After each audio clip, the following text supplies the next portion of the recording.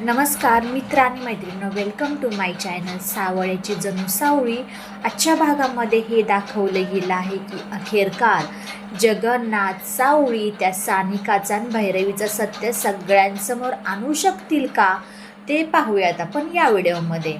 इथून सगळे काही ते रंगपंचमी वगैरे असते दुसऱ्या दिवशी आणि भैरवीचा असा काही वेगळाच काहीतरी भयानक असा प्लॅन असतो आणि तोपर्यंत ते सगळे काही बसलेले असतात.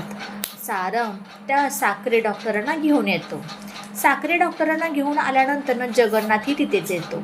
जगन्नाथ म्हणतो, चंद्रकांतजी मला माफ करा बरं का, माझ्याकडून त्या दिवशी तुमच्याबद्दल जे काही वाईट साईड घडलं त्याच्याबद्दल मी तुमची माफी मागतो. चंद्रकांत म्हणतो, अहो पोरीच्या पोटी कुठलाही बाप भाऊक होणारच ना, तुम्ही काय एवढी माफी मागताय, असं काय म्हणता क्षणी चंद्रकांत तिलोत्मा एका शब्दाने काही न बोलता या भैरवीचं तोंड सुटतं. भैरवी म्हणते, जगन्नाथ एवढी मोठी चूक करून सुद्धा या निरागस माणसाला तू मारलंस आणि आता माफी मागायला आहेस, काय रे तुझं काय राहिलं तरी काय.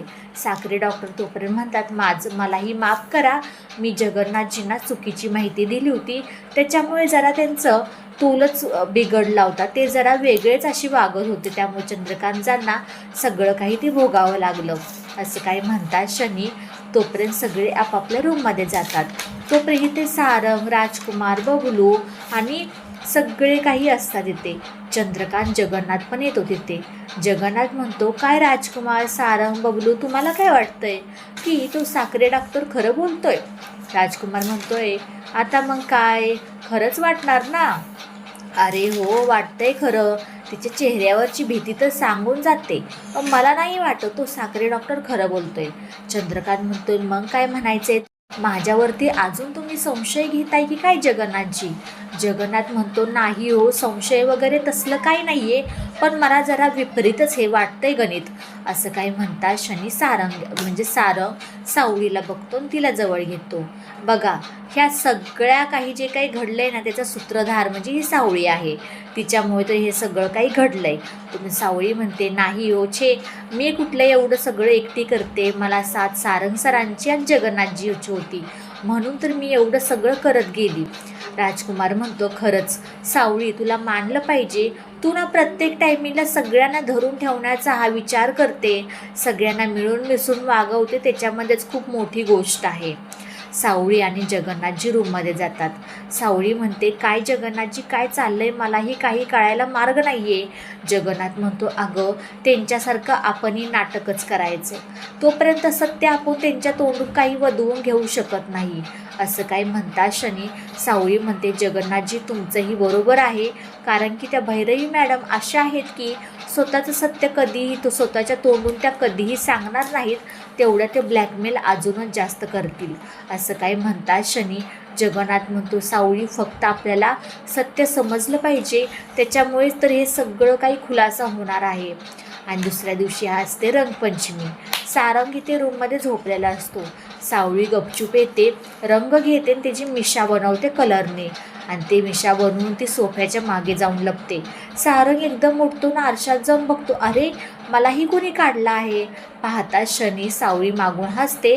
सारंगला माहीत असतं हा खोडकारपणा सावळीशिवाय कोण करणार नाही. सारंग म्हणतो, काय गं सावळी, तुझ्याकडं बघून असं वाटत नाही तू एवढी खोडी काढशील म्हणून. सावळी म्हणते, सारंग सर, रंगपंचमीच्या हार्दिक शुभेच्छा, असं काही म्हणता क्षणी सारंग म्हणतो, हो का, बरं ठीक आहे, मीही कलर लावणार आता. सावळी म्हणते, नाही सारंग सर, तुम्ही कलर नाही, मला थोडासाच लावायचा. नाही, मी तुझा नवरा आहे ना, म्हटल्यानंतर मी तुला ना भरपूर असा कलर लावणार, असं काय म्हणता क्षणी सावळी ना म्हणते, सारंग सर थोडाच, आणि जे काही मिशा काढलेल्या असतात कलरच्या त्यात सावळीच्या गालावरतीही उठतात. तो पण सावळी थोडीशी लाजते, तिथून पळून जाते. आणि पाहायला आपल्याला भेटणार आहे की रंगपंचमीच्या दिवशी सानिकाच्या हातामध्ये भैरवी देते भांगची पुडी, आणि ती भांगची पुडी देत असते सावळीला. सावळीला पाजल्यानंतर ह्या घरामध्ये कोणतं युद्ध आणखीन प्रकट होणार आहे ते पाहूयात आपण. का उलटा डाव होतोय, हेच भैरवीवरती ती भांगाची ग्लास जाते का काय, आपण येणाऱ्या भागामध्ये पाहणार आहोत. खूप छान इंटरेस्टिंग भाग होणार आहे. उलटे सगळे डावपेच पडणार आहेत ह्याच्यामध्ये. व्हिडिओ शेवटपर्यंत पाहिल्याबद्दल खूप सारे मनापासून धन्यवाद. आवडल्यास लाईक, शेअर, सबस्क्राईब करायला अजिबात विसरू नका. चला भेटूया आपण पुढच्या व्हिडिओमध्ये. आणि हो, तुम्ही कुठून पाहताय तुमचे नाव कमेंट बॉक्समध्ये नक्कीच सांगा. बाय.